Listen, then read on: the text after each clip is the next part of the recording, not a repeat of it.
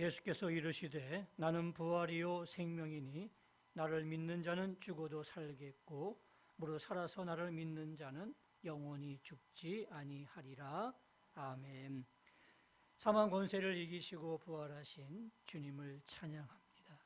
이 시간도 부활절을 맞이하며 주 앞에 나와 예배드리는 주의 백성들을 긍휼히 여겨 주시옵고 우리 예배를 기쁨으로 받아 주시옵소서. 하늘문을 여시고 준비하신 하늘의 신령한 은혜를 나리워 주시옵소서. 예수님의 이름으로 간절히 기원하옵나이다. 아멘.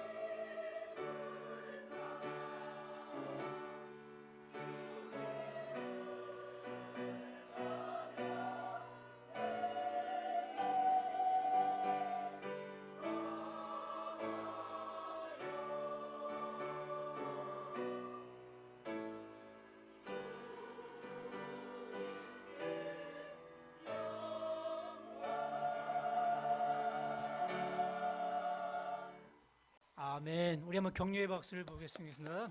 아유, 수고하셨습니다. 감사드립니다. 주시는 말씀은 누가복음 24장 13절에서 35절까지의 말씀입니다. 우리 조금 길지만 우리 한 절씩 교독하도록 하겠습니다. 누가복음 24장 13절에서 35절. 제가 먼저 13절 말씀을 읽겠습니다. 그날에 그들 중 둘이 예루살렘에서 25리 되는 엠마오라는 마을로 가면서 그들이 서로 이야기하며 문의할 때에 예수께서 가까이 이르러 그들과 동행하시나 예수께서 이르시되 너희가 길 가면서 서로 주고받고 하는 이 이야기가 무엇이냐 하시니 두 사람이 슬픈 빛을 띠고 머물러 서더라.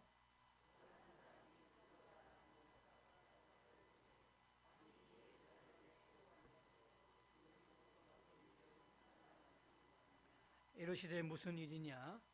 이르되 나사렛 예수의 일이니 그는 하나님과 모든 백성 앞에서 말과 일에 능하신 선지자이거늘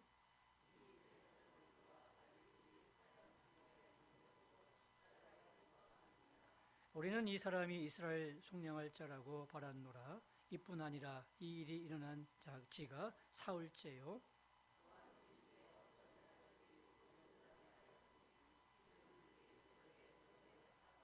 그의 시체는 보지 못하고 와서 그가 살아나셨다 하는 천사들의 나타남을 보았다 함이라.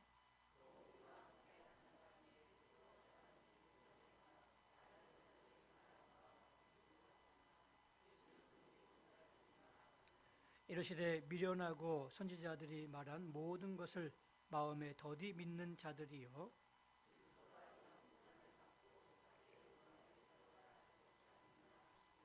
이에 모세와 모든 선지자의 글로 시작하여 모든 성경에 쓴 바 자기에 관한 것을 자세히 설명하시니라.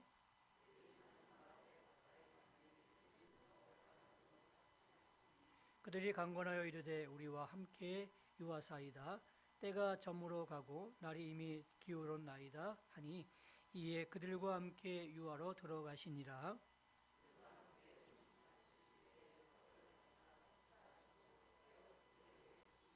그들의 눈이 밝아져 그인 줄 알아보더니 예수는 그들에게 보이지 아니하시는지라.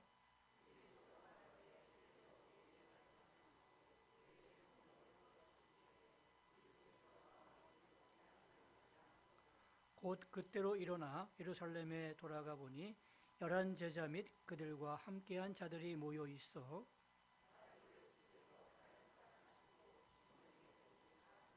같이 있습니다. 두 사람도 길에서 된 일과 예수께서 떡을 떼심으로 자기들에게 알려지신 것을 말하더라. 아멘. 할렐루야. 우리 주님 부활하셨습니다. 할렐루야. 우리 옆 사람과 인사 나누겠습니다. 주님 부활하셨습니다. 네, 고맙습니다. 우리 주님께서 사망 권세를 이기시고 죽음에서 부활하셨습니다. 그리고 우리에게 부활의 소망을 주신 그 주님을 진심으로 찬양드립니다. 우리 4월이 되면서 완연한 봄의 기운을 느끼게 되었습니다. 어제 이렇게 교회를 돌아봤는데 교회 뒷동산에 꽃이 무럭무럭 펴 있더라고요. 하얀 목련인지 모르겠지만 또 하얀 꽃도 활기차게 펴 있고요. 더 뒤쪽에 보니까 개나리도 이렇게 펴 있는 것을 보면서 야, 이제 봄이 완전히 왔구나 사실을 깨닫게 되면서 또 한편으로는 이 앙상한 가지였는데 어떻게 이렇게 빨리 꽃이 폈을까? 참 이 4월 달이 이 부활절과 참 연관이 있는 계절이구나 사실을 다시 한번 깨닫게 되었습니다. 이 부활이라는 것은 굉장히 중요하고 또 우리에게 희망과 용기를 주는 그러한 단어이지 않겠습니까? 톨스토이가 쓴 장편 소설 가운데 부활이라는 그런 소설이 있습니다. 소설 내용은 이 남자 주인공이 여자 주인공을 버렸는데 버려진 여자 주인공이 오히려 이 여자 주인공 때문에 남자의 인간성이 이렇게 변해간다는, 좋은 쪽으로 변해간다는 그런 이야기입니다. 물론 조국 러시아가 부패해 있고 또 타락해 있어서 이 러시아가 좀 새롭게 변화되기를 원하는 그런 마음으로 이렇게 남자 주인공과 여자 주인공을 세워서 이야기를 써서 내려간 것이겠죠. 근데 이 톨스토이가 이 부활을 쓰면서 모티브로 정한 것이 뭐냐면 바로 예수님의 부활이었다고 합니다. 예수님의 부활을 보면서 예수님의 부활이 사람을 변화시킬 수 있고 이 공동체를 변화시킬 수 있다는 그 믿음을 토대로 해서 이 소설을 써나간 것이었죠. 그렇습니다. 이 부활은 분명히 힘이 있습니다. 부활이 나하고 연관이 되어질 때 그것이 힘이 있어서 사람이 변화되는 것이고 또 사회가 얼마든지 변화될 수 있는 것이죠. 오늘 우리는 부활절을 맞이하게 되었습니다. 근데 이 부활절이 과연 나랑 무슨 연관이 있느냐 하는 그런 질문 앞에서 상관이 있다는 것을 여러분들이 인정하셔야 되고 또 느낄 때 부활절이 의미가 있는 거예요. 아무리 좋아도 또 아무리 부활절에 여러 가지 많은 이야기를 들어도 나랑 연관이 없어, 나랑 아무 상관이 없어라고 생각되어진다면 거기에 무슨 은혜가 있겠습니까? 오늘 주께서 부활하셨습니다. 그래서 우리가 부활절을 지키고 있는데 부활을 우리가 바라보면서 과연 우리에게는 어떤 은혜가 임해되겠습니까? 오늘 설교 제목이 부활과 회복입니다. 자, 주님이 부활하셨다면 우리는 어떻게 하셔야 돼요? 회복하셔야 됩니다. 뭐가 회복되어져야 돼요? 여러분의 믿음이 회복되어져야 되고 열정이 회복되어져야 되고 사명이 회복되어질 줄로 믿습니다. 오늘 본문에 있는 이 두 제자 이야기가 바로 그런 이야기예요. 지금 그들이 주님의 십자가의 죽음을 겪고 꿈도 잃어버렸습니다. 실망했습니다. 낙심했습니다. 사는 게 아니에요. 너무너무 힘들었어요. 그래서 이제 예루살렘을 떠나서 자신의 고향 엠마오로 내려가고 있었습니다. 소위 이 이야기는 엠마오로 가는 두 제자로 우리가 잘 알려진 이야기인데 이 길을 내려가는 두 제자에게 주님이 나타나셨습니다. 부활하신 주님이었습니다. 물론 그들은 알아보지 못했습니다. 여러 이야기를 나누면서 이제 어느 한 여관에 묵게 되었습니다. 그리고 식사하면서 말씀을 많이 나누는 사이에 그들이 주님인 줄 알게 되었습니다. 그 당시에는 또 주님이 보이지 않으셨죠. 바로 주님을 만난 그들은 어떻게 되었습니까? 믿음이 회복되었고요. 열정이 회복되었고요. 사명이 회복되었습니다. 그래서 오늘 이 이야기를 같이 나누면서 여러분의 그 믿음이 또 열정이 또 사명이 다시 한번 회복되어지는 귀한 은혜의 자리가 될 수 있기를 바랍니다. 자, 그러면 어떻게 이들의 믿음이 회복되었는지 한번 우리 누가복음 24장에 있는 말씀을 한번 보도록 하겠습니다. 누가복음 24장 22절부터 24절까지의 말씀을 보게 되면 우리 중에 어떤 여자들이 우리로 놀라게 하였으나 라고 되어 있습니다. 보니까 이들의 믿음의 상황이 지금 어떤 상황이냐면 아주 밑바닥에 지금 가 있는 상황입니다. 이미 예수님께서 십자가에 달리실 일도 얘기하셨고 또 부활하실 것도 이미 이야기해 주셨습니다. 그들은 그 이야기를 들은 상태예요. 또 그리고 막달라 마리아와 몇몇 여인들이 빈 무덤에 가서 예수님의 시신이 없어진 것을 확인했고 또한 천사가 예수님께서 부활하셨다라는 그러한 이야기도 들은 이야기도 이들이 들었습니다. 또 아울러 베드로와 몇몇 제자가 가서 빈 무덤을 확인했고 또 이 여자의 말도 사실임을 증언했습니다. 그런데 어떻게 해요? 안 믿고 있는 거예요. 주께서 말씀하셨고 또 부활하신 것을 여자들이 봤다고 얘기했음에도 불구하고 안 믿고 또 예수님의 제자인 베드로와 몇몇 제자가 이것이 진짜라고 증언함에도 불구하고 안 믿는 거예요. 아니 믿어지지가 않는 거예요. 왜요? 너무너무 믿음이 지금 밑바닥에 있는 거예요. 우리도 그런 때가 있지 않습니까? 신앙생활 하다 보면은 믿음을 잃고 저 밑바닥에 있을 때 목회자가 가서 이렇게 얘기해도 안 들려요. 또 옆에 있는 친구가 와서 얘기해도 안 들려요. 만사가 귀찮고 만사가 안 들려지는 거예요. 아니, 믿어지지가 않는 거예요. 그런 경험 있지 않습니까? 바로 제자들이 바로 이런 경험이었어요.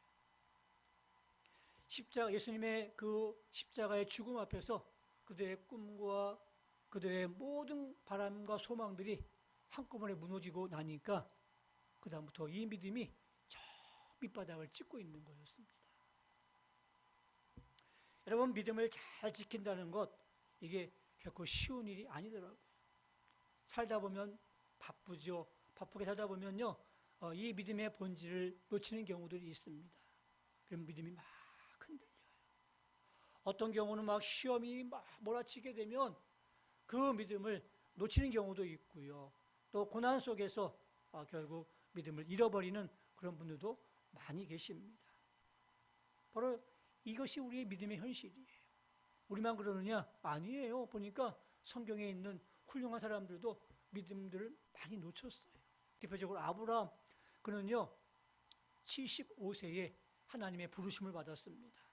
그리고 정말 큰 믿음을 가지고 갈 바를 알지 못하고 떠났다고요. 어디로 가라는 얘기도 아니에요. 그냥 가라. 그러면 내가 내 자손을 축복해 주겠고 또 자손들에게 땅을 허락해 줄 것이라는 이 약속의 말씀 하나만 붙잡고 갔던 사람이었습니다. 대단한 믿음 아니겠습니까? 그랬던 아브라함도 이제 가나안 땅에 갔는데 흉년이 들었어요. 어떻게 했어요?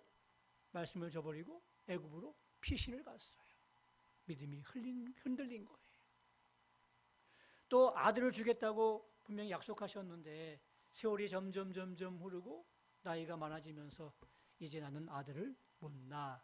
나이가 이미 많어. 라는 그런 생각이 들면서 꼼수를 부리지 않습니까? 믿음이 흔들렸다는 증거입니다. 그때마다 하나님 나타나셔가지고요, 아브라함에게 실물 교육도 보여주시고 반드시 내가 너의 아들에게 줄 것이다. 내 자손들에게 땅을 줄 것이다. 하면서 많은 그런 이야기를 하면서 아브라함의 믿음을 잡아주시잖아요. 그래서 믿음의 조상으로 살아가게 하시잖아요. 우리 역시 마찬가지입니다. 우리도 믿음이 연약하기 때문에 믿음이 좋을 때도 있지만 또 믿음이 연약해서 저 밑바닥에 있을 때도 있어요. 그래서 모든 것이 하기 싫을 때도 있어요. 그러나 주님이 다가오십니다. 그래서 그 믿음을 회복시켜 주시고 믿음이 흔들리면 붙잡아 주시고 믿음이 넘어지면 다시 일으켜 세워주시고 그래서 가시는 그 주님의 손길을 우리가 꼭 기억하시고 그 손길이 오늘 이 부활절 아침이 되었으면 좋겠습니다. 주님이 부활하셨습니다. 그 부활의 소망과 기쁨을 통해서 여러분을 잃어버렸던 또 무너졌던 그런 믿음이 있다면 그 믿음이 다시 한번 회복되어지는 귀한 은혜의 시간이 되시기를 주님의 이름으로 축복합니다. 미국의 전설적인 오페라 가수 제시 노먼이라는 사람이 있습니다. 이 사람이 그 남아프리카 공화국 그 변화를 위한 축제에 초대가 되었습니다. 초대 가수가 되고 그 축제의 엔딩 부분을 담당하게 되었습니다. 세계 유명한 록 밴드 가수들도 다 모였습니다. 막 춤을 추고요, 막 드럼을 치고요, 신나게 놀면서 흥을 가지고 축제를 벌였습니다. 7만 명이 모인 스타디움이 있어요. 정말 시간 가는 줄 모르고 많은 그 모인 관중들이 이 남아프리카 공화국의 변화를 위해서 꿈꾸면서 축제를 즐기고 있었습니다. 이제 엔딩 무대가 되었습니다. 제시 노먼이 딱 섰는데요. 원래 그 불렀던 그 준비했던 노래가 있었겠죠. 근데 제시 노먼이 딱 서더니 가만히 서 있는 거예요. 그리고 두 손을 모으고 있는 겁니다. 군중들이 웅성웅성거립니다. 근데 한 노래가 흘러나옵니다. 무반주였어요. 나 같은 죄인 살리신 그 어메이징 그레이스라는 노래가 쫙 울려 퍼지는 거예요. 사람들이 웅성웅성거립니다. 이게 왜 이래? 이게 무슨 노래야? 정말 흥을 막 올려가지고 클라이막스까지 왔는데 갑자기 찬양이 나오는 거예요. 2절이 흐를 때 관중들은 조용해졌습니다. 3절이 흐릅니다. 저쪽에서부터 한 절씩 따라 부르기 시작합니다. 그리고 4절 때 다 같이 그 찬양을 부릅니다. 그리고 많은 사람들이 울어요. 그리고 엔딩 무대가 끝났습니다. 근데 많은 사람들이 돌아가지 않고 그 자리에 서 있는 거예요. 그것을 취재하는 기자는 이렇게 얘기했습니다. 오늘 이곳에 성령이 임하셨다. 그러니까 이 변화를 위해서 정말 노력하고 추구하고 그래서 축제 현장을 벌였는데 진정한 변화가 바로 이 제시 노먼이 불렀던 이 찬양을 통해서 우리의 하나님께서 우리 주님께서 그들의 마음을 만져주셨던 겁니다. 그래서 실제로 그 주에 수많은 사람들이 교회에 나갔대요. 교회에 나가서 예배드리고요. 잃었던 믿음이 회복되어지고 또 정말 진정한 변화가 무엇인지를 깨달으면서 또 예배드렸다는 그런 이야기입니다. 그렇습니다. 오늘 부활하신 주님께서 여러분의 마음을 만져주시고 또 여러분을 만나주셔서 오늘 엠마오로 가는 주제자처럼 여러분들의 믿음이 회복되어지는 귀한 은혜가 있기를 바랍니다.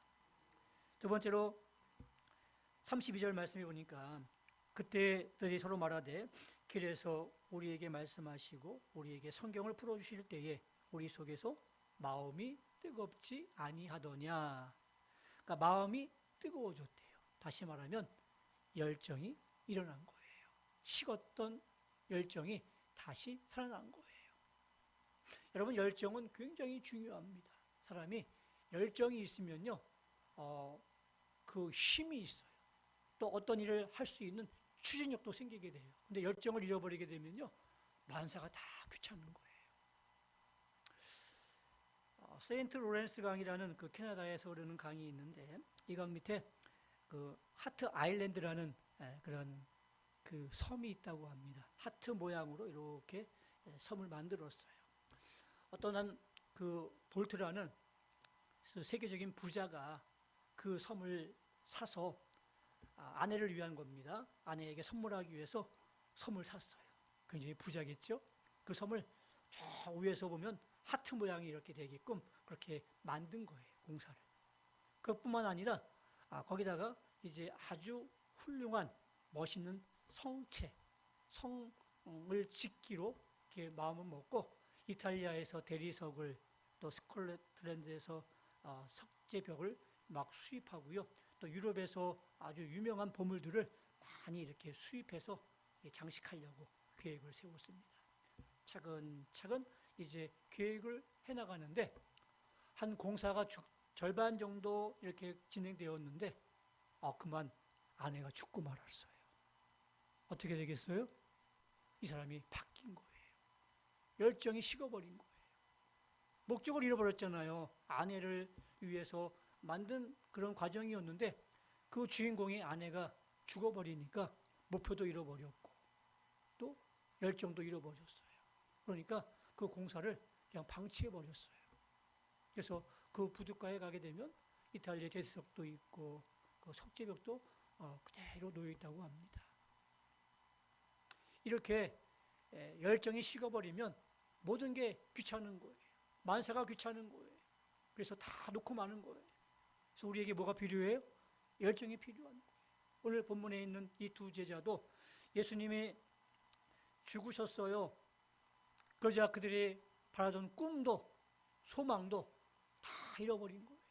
예수님이 왕으로 오셔가지고 로마로부터 이스라엘을 독립시키고 또 그래서 뭔가 잘 사는 나라, 행복한 나라, 그런 나라를 꿈꿔왔던 그 이 두 제자의 마음속에는요, 주님이 죽으심으로 모든 꿈도 소망도 사라진 거예요. 열정이 식어버렸어요.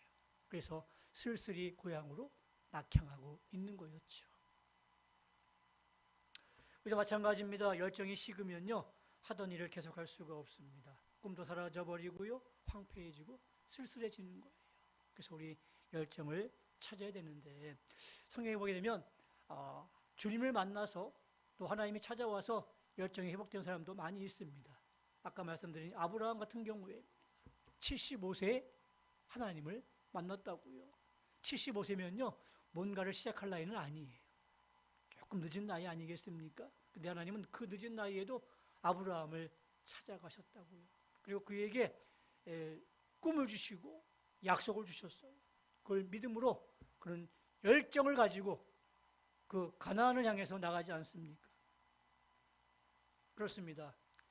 75세라 내 나이라 할지라도 얼마든지 우리 하나님을 만나면, 또 주님을 만나면 이런 없었던 열정들이 다시 살아날 수 있는 줄로 믿습니다. 우리 연세 많으신 분도 많이 계시지만 우리 하나님께서 또 부활하신 주님께서 여러분들 만나셔서 여러분들에게 정말 귀한 열정을 허락해 주시기를 바랍니다. 베드로가 그랬습니다. 주님을 모른다고 부인했습니다. 주님 돌아가셨습니다. 그래서 모든 걸 포기하고 또 고향으로 가서 하던 낚싯대를 잡았습니다. 근데 주님은 찾아오셨습니다. 그리고 베드로에게 묻지 않습니까? 요한의 아들 시몬아, 나를 사랑하느냐? 라고 질문을 합니다. 예, 내가 주님을 사랑합니다. 주님 아십니다. 그 사랑 고백을 통해서 잃었던 열정이 다시 솟아났어요. 그래서 그는 정말 순교의 길을 걸어가지 않습니까? 우리 마음에 불을 붙여주시는 분이 바로 주님이십니다.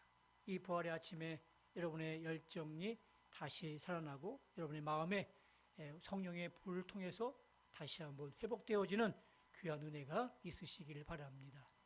마지막으로 사명의 회복입니다. 오늘 본문 33절 말씀에 이렇게 시작합니다. 곧 그때로 일어나 예루살렘에 들어가 보니 라고 되어 있습니다. 그들이 주님과 함께 걸어가면서 여러 이야기를 나누었습니다.